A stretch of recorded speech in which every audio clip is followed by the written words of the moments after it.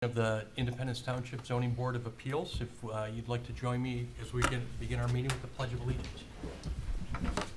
I pledge allegiance to the flag of the United States of America and to the republic for which it stands, one nation, under God, indivisible, with liberty and justice for all. Thank you. Brian, if we could have roll call, please. Mr. Auger? Present. Mr. Epping? Present. Mr. Galley? Here. Mr. Charles? Here. And Mr. Zurich? Here. Great. We've got a full commission with us and a quorum. Well, gentlemen, actually, if we could have a review of the agenda, we've got an agenda which is published online and available here tonight. If we could review the agenda, if there's any changes, or if we could make a motion to. I'll make a motion to approve the agenda as presented. Second. We have motion support. All in favor? Aye. We have an agenda. We've got several different items on our agenda tonight. What we'll do is we'll move through those one at a time.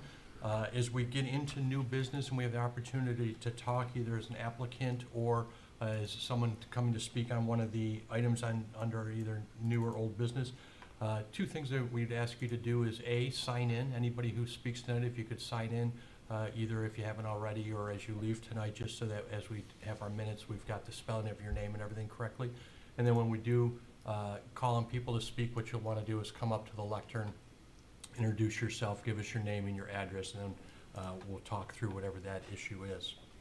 Before we get to the new business, this is an opportunity for anybody in the audience or online. Are we still online, Brian?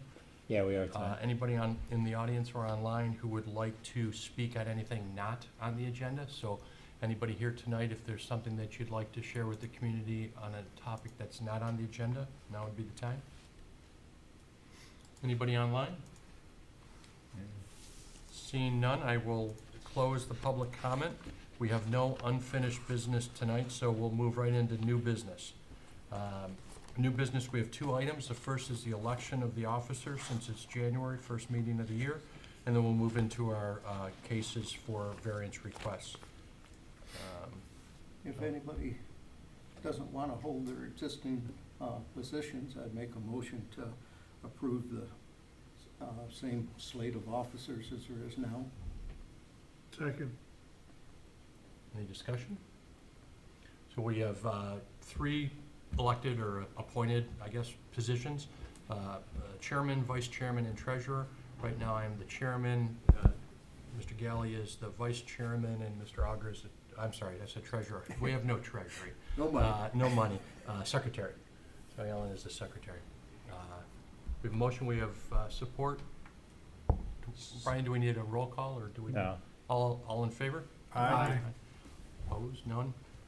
Thank you very much. We'll keep working hard as a board.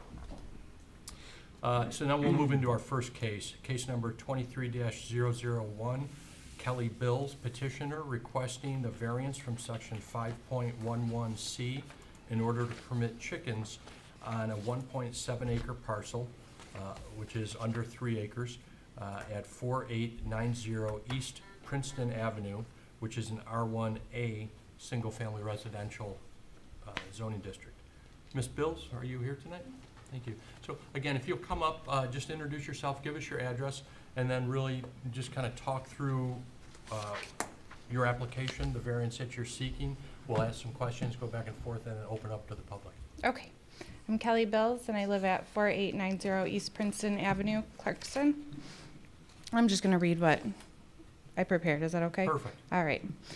My husband and I were both raised in Clarkston, and we bought our home here 13 years ago to raise our 3 kids. We own Marketplace Pet Supplies here in Clarkston, and together we homeschool with High Point Hybrid Academy in Clarkston. Our kids are members of 4-H and participate in sports through the local schools. We just dropped our son off at wrestling practice. This is the only community we have known, and we love it here. Until our variance violation, we have had no issues living here. In preparation for this meeting, I spoke to over 30 of my nearest neighbors and have support and signatures from each one of them for keeping my chickens. Most of my neighbors were unaware I even had chickens, and all were shocked the township required 3 acres. But I was shown nothing but support. I have made changes since you were notified of my chickens, including moving the coop to the back of my property and keeping them inside their coop until a reasonable time in the morning. With all the signatures I collected, I have proof my neighbors are no longer bothered by whatever prompted them to report this in the first place. I am seeking this variance with support from my neighbors, including both on either side of my home. So with that said, I am filing for a variance to permit chickens on less than 3 acres. I am requesting this variance be granted because my property is too small to comply. If my variance is not granted, I face the practical difficulty of not being able to use my land in a reasonable manner. Similar R1A lots vary in size, therefore they do not possess this practical difficulty. I did not cause these circumstances because it is reasonable to believe, given the neighborhood, that chickens would be permitted. The literal interpretation of the township zoning ordinance would deprive me of my rights commonly enjoyed by others, having the same zoning, because our zoning is intended for limited agricultural uses. Granting me relief would not deny others because many homes in this neighborhood have chickens, regardless of lot size. Thank you for taking this into consideration. I appreciate it. Thank you for that information. So you correctly state that you're in the R1A zoning district. There's several different zoning districts. What's interesting about the section of the ordinance 5.11, which is the maintenance of animals, chickens, as our township, and I think other townships classify them as a class 3 animal, and class 3 animals but may actually be kept in R1A, R1B, R1C, R1R, so just about all the residential.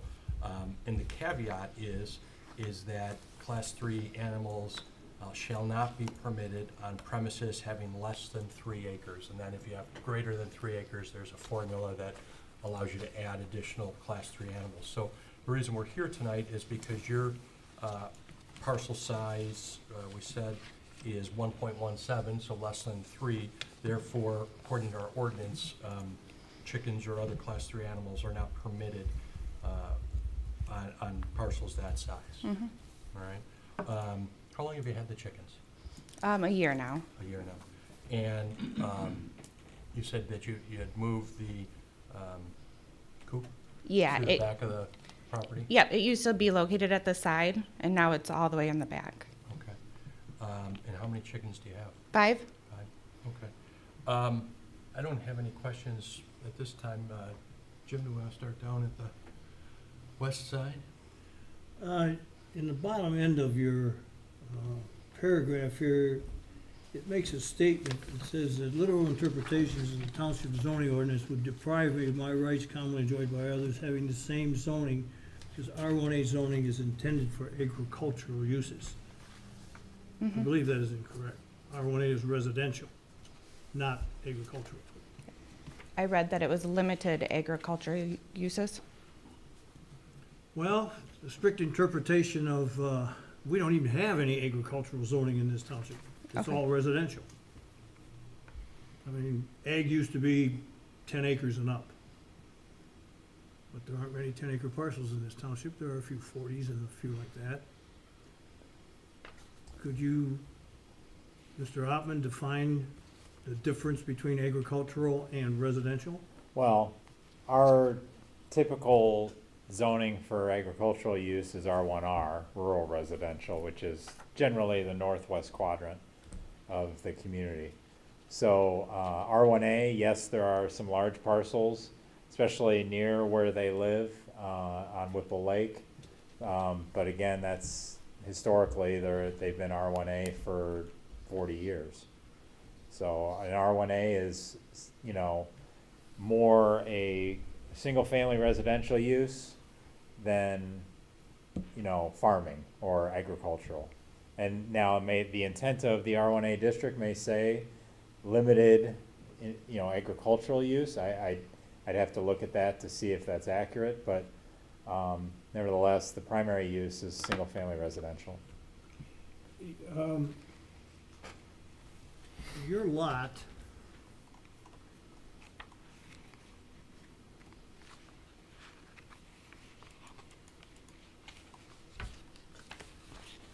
well, I can't read the depth, but it's quite deep and the numbers are too small. That's over here. Yeah, I can't pull it up. I believe it's 637. 637 feet deep. When you say you moved it to the rear, Mm-hmm. how far? It's about 100 feet from my back deck. From your house? Yeah, So it's really not even halfway to the rear of the property. Is the rear of your property in a wetland? yeah, it is. It's all wetlands, but it's at the very back of my fenced-in property. We can't see any homes in the back. Oh, no, I can see that when I Yeah. look at the photograph. There's one other thing that bothered me a little bit in your application.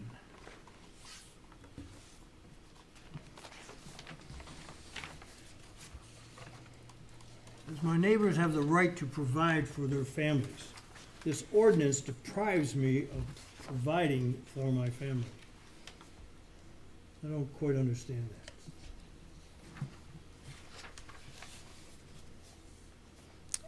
That the chickens provide for my family. My neighbors have the right to provide for their families. You're saying something that is not allowed by township zoning ordinance, but yet you say my neighbors have the right to provide for their families. Can don't- I add are to you- that? In what area are you talking about? Can I add to that? Sure. Well, I have that the R1A zoning is intended for limited agricultural uses. But it's not. It's residential. I read that it was limited agricultural uses.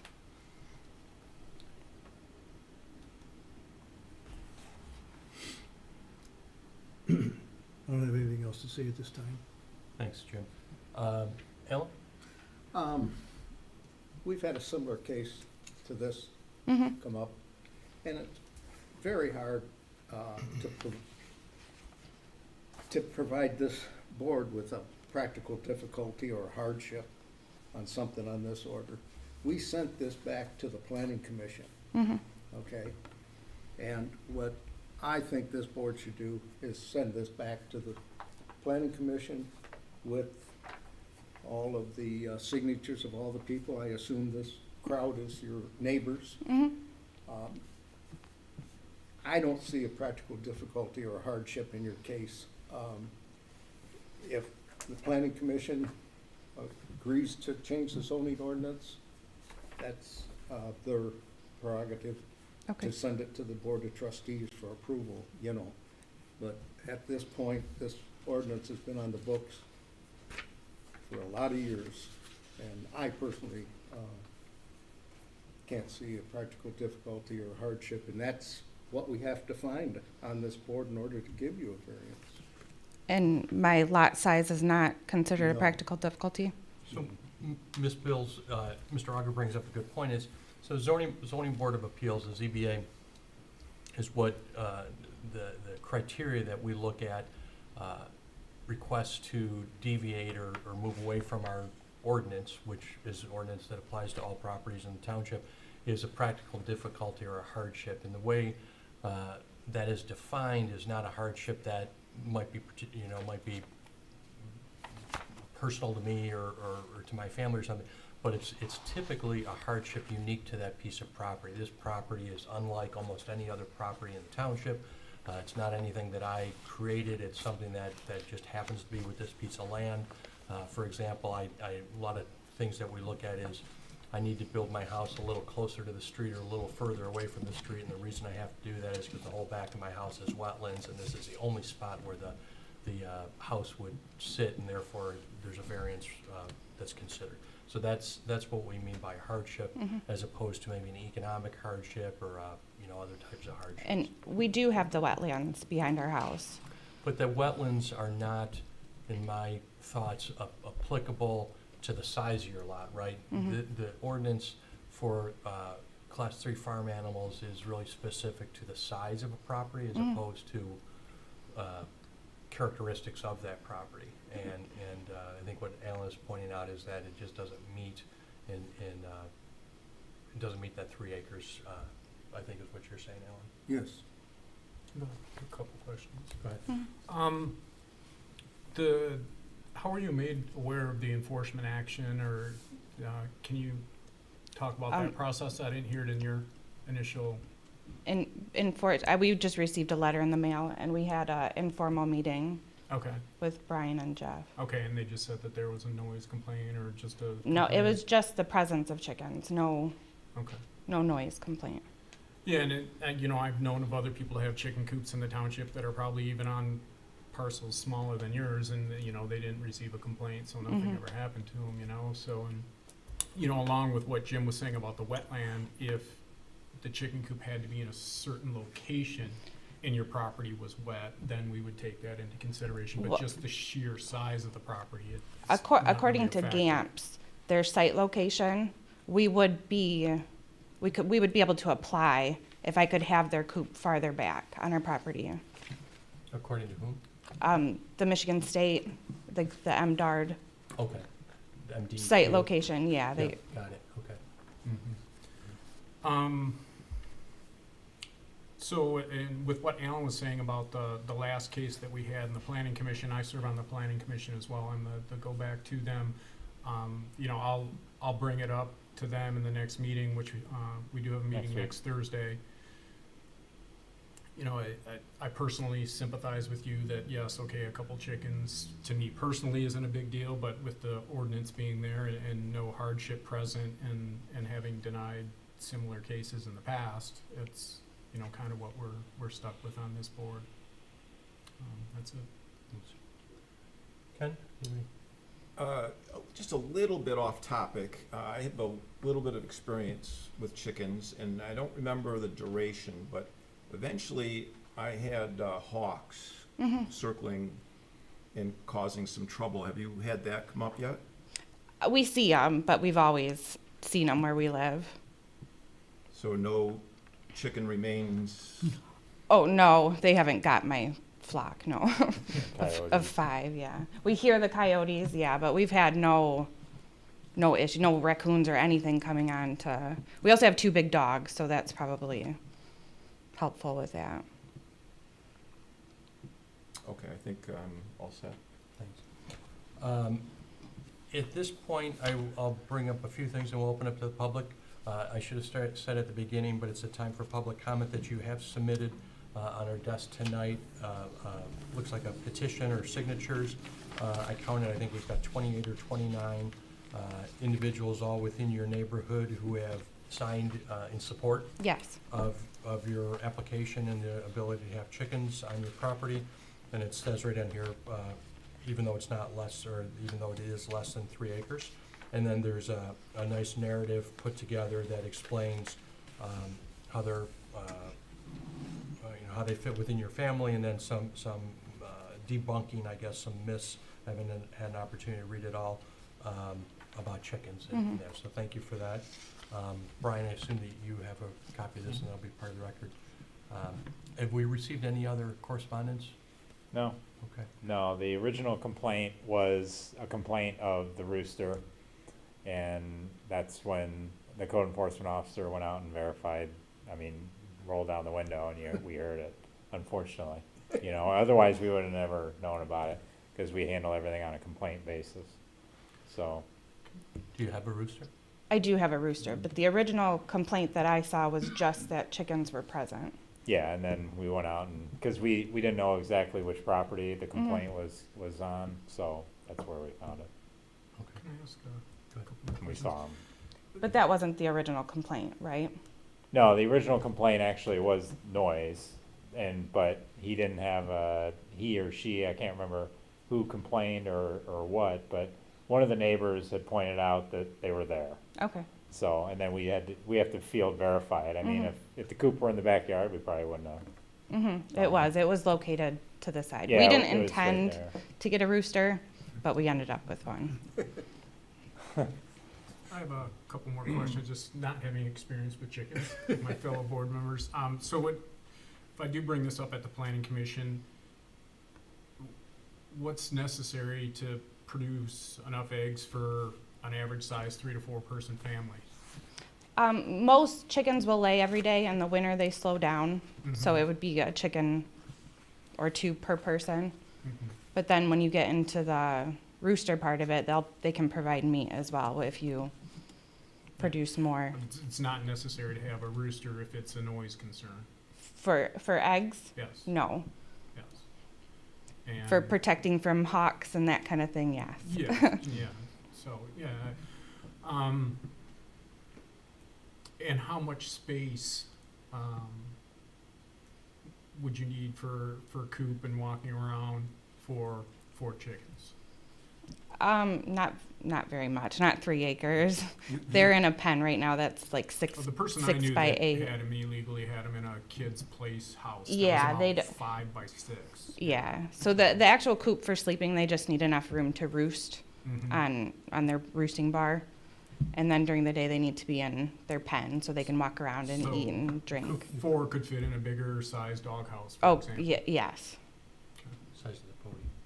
yeah. Okay. I might add other communities that I work in, take Royal Oak, for example. They do have chickens on the residential lots, no roosters. Yeah. I And they mean- have to be confined in their own cages. You might take that back to the planning commission to, Or a fenced in, 10 by 10 fenced in area or something. Yeah. well, they kind of keep them more confined. Every place that I've worked at that's had chicken coops, it's just a raised area where they rest at night, Mhm. and then attached Mhm. smaller ground area. They Okay. call it for a the run, chickens to yeah. run in. Less to clean up, because chickens, you get into it, there is diseases from the chicken Yeah. remains. Yeah, limit the size and the amount. There's Mhm. blindness and other things that go along with it, so a lot to be considered, but if a change is made. And just a comment, it's, you said you guys own Marketplace? Pat? Mhm. Yeah, I mean, it's a great store. I shop there. Thank So, you. Thanks for having a good store, and we appreciate you guys. having Thank a you. business in town. If anybody watched the news last night, there was an article in there on the price of eggs. Yes. Yeah. And that kind of shocked me, but no, I think the suggestion for a zoning ordinance adjustment is in order. And I agree with Alan, there really is no practical hardship in this case, which is the main reasons why we consider these things. Mhm.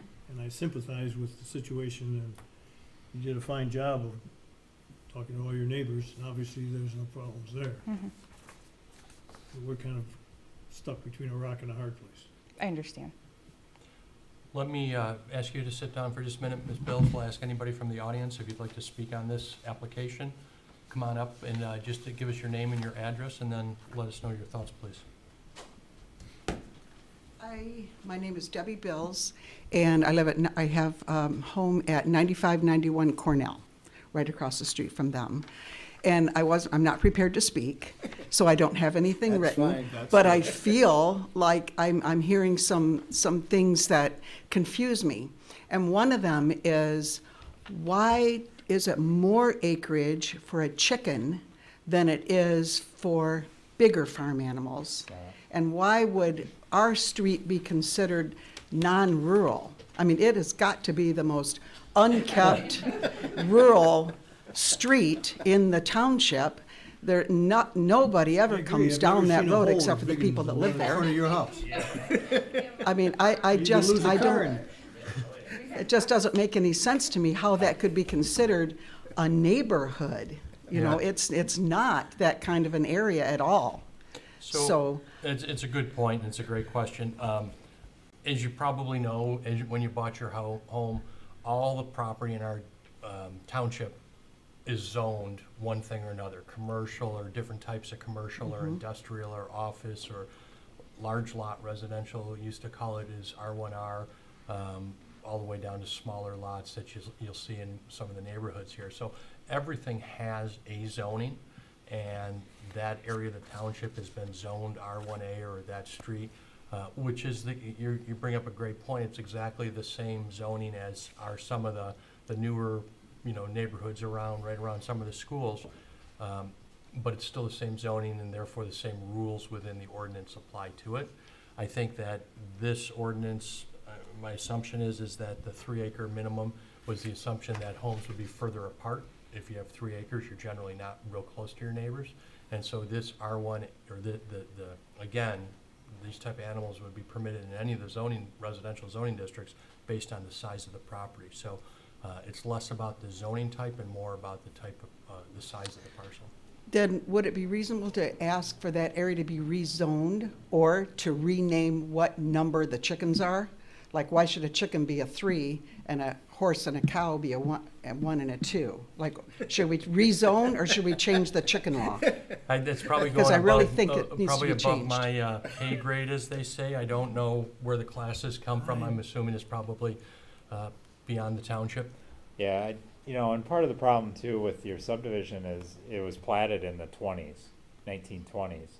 And the reason it's zoned R1A is because these lot sizes are most compatible with R1A zoning in terms of setbacks, lot size. And so that's a lot of the reason why it's zoned the way it is.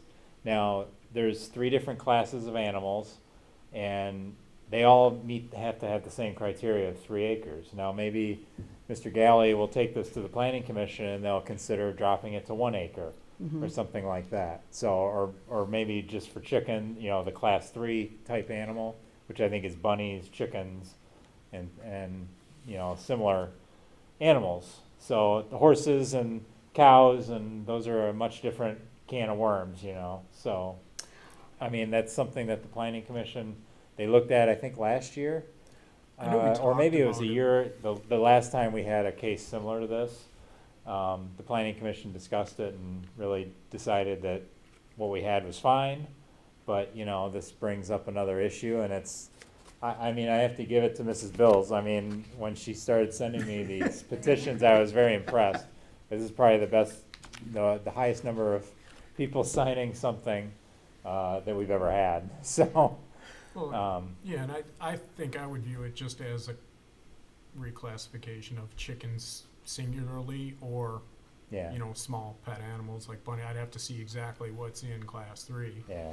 But to your point, what's worse, somebody with 4 chickens or 4 Great Danes, you know? Because Yeah, you can have 4 and- Great Danes no And I matter just how big your wonder lot is. if No, a place 2. was zoned 3. in the 1920s, how many years ago was that? Is that even really relatable today? Well, it compared it to is, it's a The things different, that are being built all around us? it's a different process we are going through as a township, going through the master plan. So I suppose, you know, there's an opportunity to get involved with the master plan. But it's probably a different, you know, a whole different conversation in terms of that existing zoning. But these changes start somewhere. Yeah, you're right, And I This think might it be needs it. to start here. right. Mhm. It is, and chickens certainly have become more in vogue. My father-in-law has become a great chicken farmer over on Allen Road. Yeah. And he's had the hawk issues and everything else as well. So we've learned a lot as a family about chickens. So again, as a zoning board of appeals, our role is pretty narrowly defined in terms of identifying anomalies in the ordinance specifically related to the properties. And whether or not there's a practical hardship, as I explained, with that piece of I property as understand that. opposed to. a But thank you. particular I'm use. glad that you would listen to it.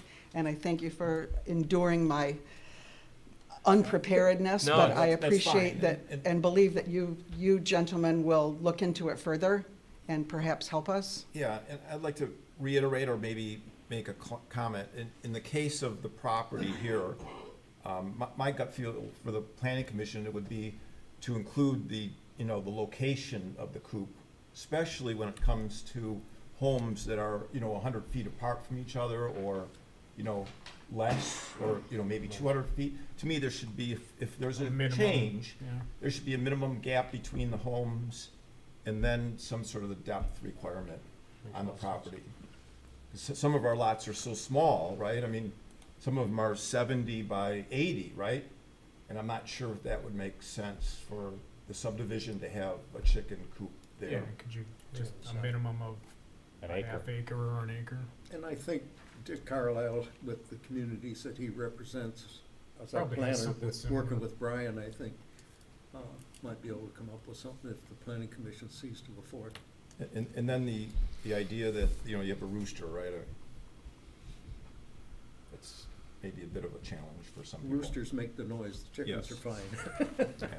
Thank you, Ms. Bills. Thank you. Is there anybody else in the audience? Chris? Thank you.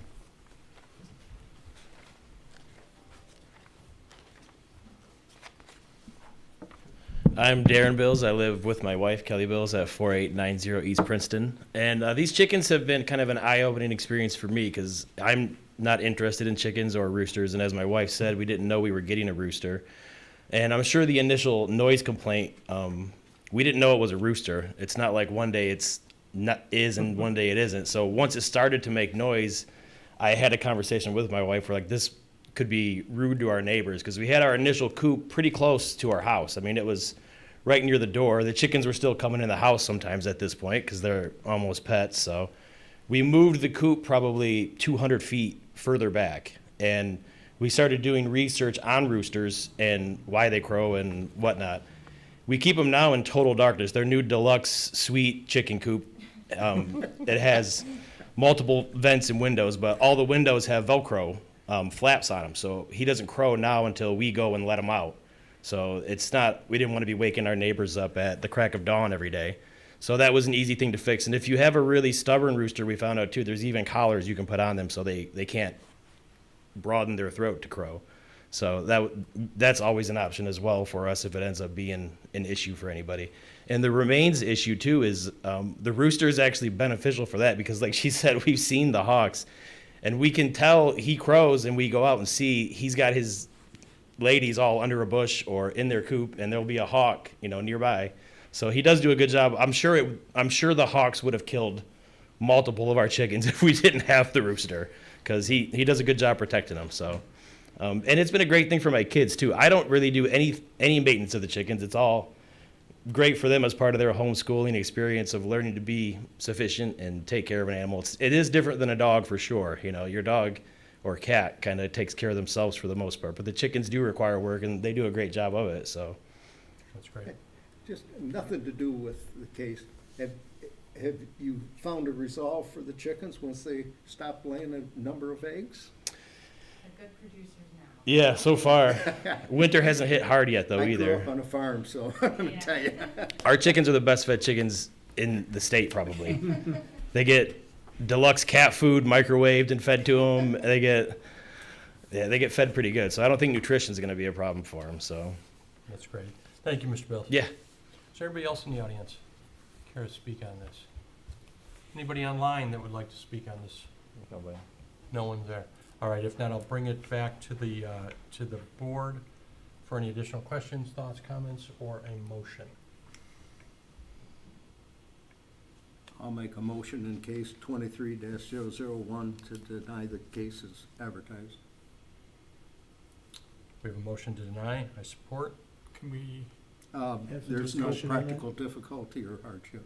yeah, I just wanted you to add. And to take it back to the planning commission along with the petition that the petitioner has brought to us and our comments here on the board. Rather than deny, or make a motion to deny, in addition to sending it back, it might be prudent to hold off on that until the planning commission has some time to react to this? Well, it's a good question because my question to Brian was going to be, so what happens in the meantime if the ZBA makes a motion to deny the request, then the chickens would have to be removed and, we'd have to follow that process. I think it's a good idea to take it back to the planning commission, but we certainly don't know how the planning commission is going to respond or how quickly they will. Well, I You're mean, talking public hearings and to change things an ordinance, you're looking at 90 days minimum, So- plus 45. So, it's a long process. We do have a court case with the Bills family. I mean, we're intending on dropping that. If you make a denial tonight, they'll be able to have the chickens until the minutes from this meeting are approved. So, and we'll notify you and work with you on that. So that's typically how we do it when we have cases like this. Have we ever said we deny it in 6 months from today? No, I mean, you have to act tonight one way or another. You could postpone it, as Mr. Charles said, you can deny it or approve it. And if it's denied, then they just have to follow the process, they can still have them for another month, probably, another month at least. And then we'd probably give you, typically we've given people 30 days after the minutes are approved, so it's 60 more days. I'll You know. rescind my motion. And if the planning commission decides to act and change the ordinance, then we'll notify you and let you know. And they could, They could I change guess it to it- where this really, it doesn't matter because you have the acreage to be able to have them. the planning commission, I think, has a similar process in terms of the minutes or the meeting agenda where they would have a call to the public. So if there's a meeting coming up next Thursday, the Bills or anybody else would have the opportunity to go and speak at the planning commission meeting, even though it wouldn't be an agenda item, but could, notify them that they were here, and had a, Yeah, I have mean, some- typically these items are brought up at the planning commission during the discussion, so that's at the very end of the meeting. So there is a workshop next Thursday. I don't know how long that's gonna go, but you can also join on Teams and do it that way too, if you don't wanna waste your whole night here. So, but yeah, I mean, certainly you can be here and provide, there's also public comment for items not on the agenda, so that's at the very beginning, so you can do it that way. And That's kind what of I was referring to. give your speech that you gave tonight. You can do that, and Mr. Galley can certainly provide input. So here's just an idea, and I don't know if this is plausible. Instead of Alan's motion, if we do I a, Which rescinded was it. rescinded, by the way. oh, he did, I didn't hear that. If we did a motion to postpone until next ZBA meeting, if I get positive feedback from the planning commission, that would give us direction. If I get negative feedback from the planning commission, that would also give a firm Make the direction in the motion. negative. Well, how about give it 2 months? February, March, so make the motion to March. Trying to outlive these chickens, are you? Yeah, I mean, I just floated an idea, whatever the pleasure of the board, I just, Nothing What's an happens in idea? 4 weeks, does it? well, at least we would know a direction. Yeah, If- we would. If the majority You of the think so? commission said, no, Yep. we don't wanna touch it, Well, they could touch it with limitations. I mean, in terms of numbers of chickens, I'm certain if you had 25 of them, that'd be a problem versus Yeah. 5. No, I mean, I'm only one man, but on the commission, and I can see lowering the property size, but limiting the amount of birds and proximity and noise. And maybe the rooster. Yeah, if there's a to me, noise there's complaint a- on the rooster, you There's, can't, there's you be- can't have it. obviously benefits, I understand that, but Yeah. you have a higher probability of having a neighbor complain when the rooster's around in areas that are close to neighbors. And that can be vetted in the planning commission, so. Roosters are like donkeys. They're good guard animals.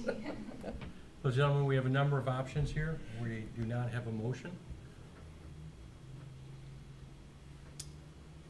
I guess I'll make a motion then. Make a motion in case 23-001, Kelly Bills petitioner requesting a variance from section 5.11C in order to permit chickens on a 1.17 acre parcel. I motion that we postpone decision on this case to the March ZBA meeting, pending if there's any directional change in the ordinance from the planning commission. Brian, in case we don't have a March meeting, in case there's no cases. Okay. First meeting after, After February? First meeting, I'll amend that to be the first meeting after the February ZBA meeting.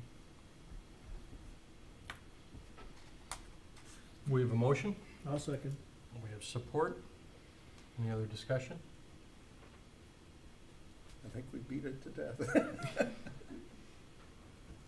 Brian, if we could have a roll call, please, or do you understand the motion? Yep.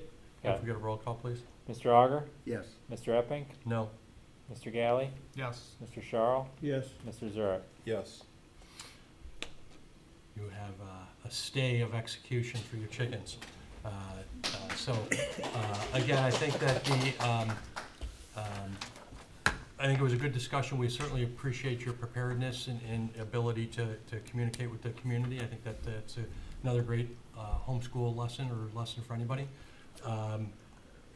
Again, it really is kind of beyond our ability to change the ordinance, but it sounds like Mr. Gailey's going to take that back. That's another public meeting, and, you know, like tonight, there's opportunities to speak on things right at the beginning before the agenda, so it might be a good opportunity to do that. And that's next Thursday? That's Next next Thursday Okay. at 6 o'clock, right here. Okay. And then following the February meeting, we'll bring it back here, ideally have some direction, and then, you know, we'll make a decision based on our current ordinance and whether or not it looks like there may be changes. Okay, thank you. Thank you, appreciate it. These meetings are on Channel 20 also, if you're not aware of that. Or YouTube. Okay. Yeah, you can zoom in and participate or whatever in that meeting. Okay, with that, that closes our new business. We'll move on to now the approval of the minutes. These are the minutes of December 7th, 2022. They were in our packet and online. If I hear no amendments to the minutes, I'll move to approve the minutes of the December 7th, 2022 meeting. Second? We have, motion and support. All in favor? Aye. Aye. The December 7th meetings are approved. At this point, with our meeting still open, we have discussion. Any other discussion points? Nothing from me Hearing tonight. none. Jim, everybody good? All right, I will entertain. I'll make a motion to adjourn at 6:42. It's a short meeting, but longer than I thought. We have a motion. I support. All in favor? Aye. We are adjourned. Thank you. Thank you.